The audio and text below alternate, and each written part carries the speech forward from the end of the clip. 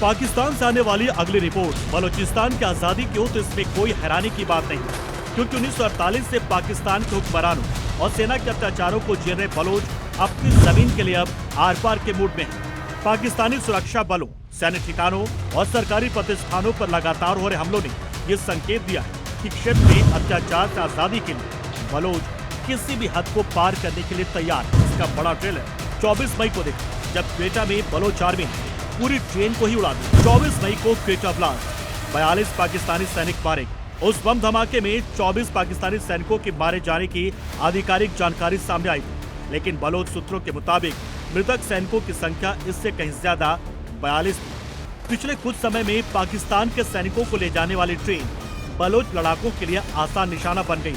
Pakistan army अपने जवानों की सुरक्षा नहीं कर पा रही। 11 मार्च 2025 पीएलए ने ट्रेन को किया हाईजैक। 450 यात्रियों को लेकर जारी जाफर एक्सप्रेस पहली बार वैश्विक सुर्खियों में 11 मार्च 2025 को आई थी, जब बलोच लिबरेशन आर्मी के लड़ाकों ने बुलांग क्षेत्र में ट्रेन को निशाना बनाकर उसका अपहरण कर लिया था।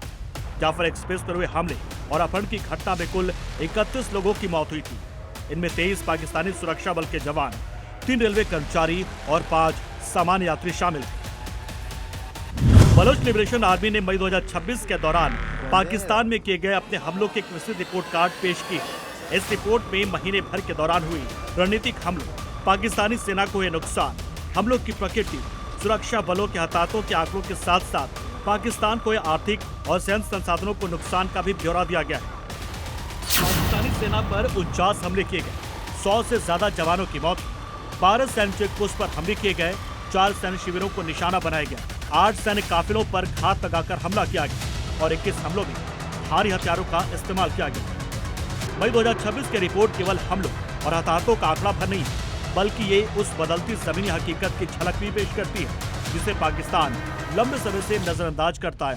बलोच विद्रोही समूह अब छिटपुट प्रतिरोध का आगे बढ़कर एक संगठित और व्यापक अभियान चलाते दिखाई दे रहे हैं। बलूचिस्तान के 25 से अधिक क्षेत्रों में फैली उनकी गतिविधियां ये संकेत देती है कि संघर्ष अब केवल सुरक्षा बलों और विद्रोहियों के बीच की लड़ाई नहीं रह गया, बल्कि एक क्षेत्र के राजनीतिक भविष्य का सवाल भी बन गया है। ऐसे में सबसे बड़ा प्रश्न यही है कि क्या पाकिस्तान धीरे धीरे बलूचिस्तान पर अपनी पकड़ हो रहा है, या फिर बलोच राष्ट्रवादी आंदोलन उस लक्ष्य के करीब पहुंच रहा है जिसे उसके समर्थक बलूचिस्तान की मुक्ति का नाम देते हैं। Report C news.